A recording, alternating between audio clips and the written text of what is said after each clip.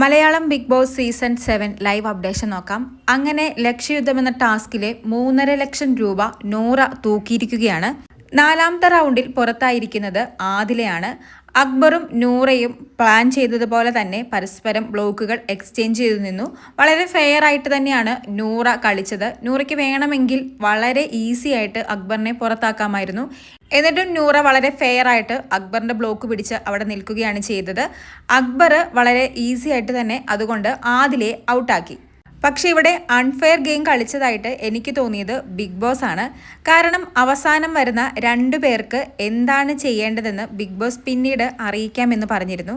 എന്തായാലും big boss ഇപ്പോൾ അറിയിച്ചിരിക്കുന്നത് ഇവരിൽ 2 പേരിൽ ആർക്കാണ് 3.5 ലക്ഷം രൂപ കൊടുക്കേണ്ടതെന്ന് ബാക്കി ഹൗസ് മേറ്റ്സുകൾ ചർച്ച ചെയ്ത് തീരുമാനിക്കാനാണ് ബിഗ് ബോസ് ആവശ്യപ്പെട്ടിരിക്കുന്നത്.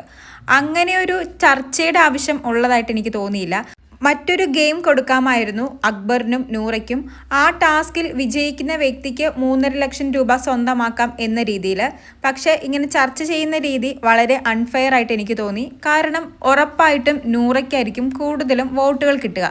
നൂറ വളരെ ഫെയർ ആയിട്ടാണ് കളിച്ചത്. കൂടാതെ കുറേ ഫിനാൻഷ്യൽ ഇഷ്യൂസ് ഉണ്ട് എന്നൊക്കെ പറഞ്ഞ് എല്ലാവരും, എനിക്ക് തോന്നുന്നു 6 കണ്ടസ്റ്റന്റുകളും വോട്ട് ചെയ്തത് നൂറയ്ക്ക് തന്നെയായിരുന്നു.